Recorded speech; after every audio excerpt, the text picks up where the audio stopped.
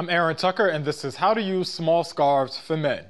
Small scarves or silk scarves are just an accessory. They're not really going to keep you warm. They don't serve as much of a function as a wool scarf or a cashmere scarf, so you just want to wear it pretty much like you would wear a necklace almost. Figure out exactly what the desired length is of the scarf, where you want it to fall, exactly what you're going to wear it with.